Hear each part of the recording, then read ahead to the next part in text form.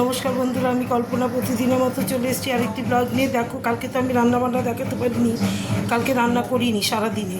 মন্দির থেকে মন্দিরে গেছিলাম স্নানযাত্রায় জগন্নাথের, সেখান থেকে প্রসাদ নিয়ে এসেছি। সেই প্রসাদ দুবেলায় আমরা সবাই খেয়ে নিয়েছি, অনেক প্রসাদ দিয়েছিল। এবার দেখো আমি আজকে কি রান্না করেছি। এখানে করে নিয়েছি গরম গরম ভাত, সাদা ভাত, পেঁপে সিদ্ধ দিয়েছি ভাতের মধ্যে, বুঝতে পেরেছ? ভাতের মধ্যে অর্ধেক পেঁপে ছিল, পেঁপেটা নষ্ট হয়ে যাবে এই জন্য সেদ্ধ দিয়ে দিয়েছি সাদা ভাত। আর এখানে মাছ জন্য যাও ভাত, ওই যে গলা ভাত।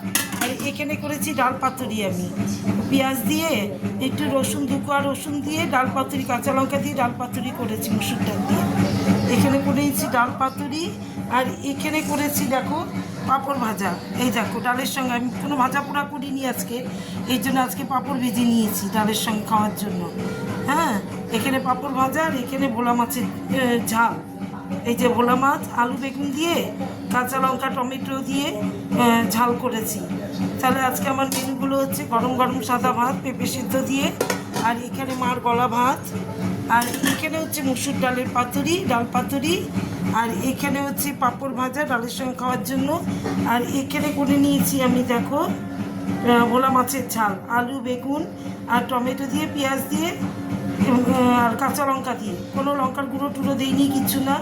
এই দেখো, এবার আমাকে একটু কমেন্ট করে জানিও, তোমাদের তো খাওয়া হয়ে গেছে এতক্ষণে, তাই না? এত দেরি হয় না কারো, আমাদের সব সময় দেরি হয়। মা অসুস্থ বলে বরাবর দেরি হয়, নাহলে আগে কোনো দিনও বাবা যে অসুস্থ ছিল কি হতো না। বাবা যখন অসুস্থ ছিল বিছনা শয্যাশায়ী ছিল, এখনই এরকম মা অসুস্থ হওয়ার পরে মানে কি বলবো, প্রচণ্ড দেরি হয়, প্রচণ্ড মার পিছনে পরিশ্রম করতে হয়, যার জন্য আমাদের খুব দেরি হয়। হ্যাঁ, তাহলে আমার মেনুগুলো একটু কেমন হয়েছে, এবার কেমন একটু জানিও আমাকে, একটু কমেন্ট করে, একটু লাইক দিও, একটু লাভ দিয়ে একটু সাপোর্ট করো আমাকে। তোমরা যদি সাপোর্ট করো তাহলে আমি একটু উঠে দাঁড়াতে পারবো। কি আছে বলো তো, কিছু করতে পারছি না জীবনে। এই যে ঘরে হয়তো কোনো দিন হয়তো ঘর থেকে একবারে বেরিয়েই চলে যাবো, কোনো দিন থাকবোই না বাড়িতে, ভাল লাগছে না এই জীবনটা, এখান থেকে বেরিয়ে চলে যাব। আর কাউকে জানাবো না কোথায় যাব, কোনো মন্দির টন্দিরে চলে, এখানে না, একবারে গেলে কোনো মন্দিরে গিয়ে ওখানে মন্দিরে উপাসনা করে থাকবো শুধু।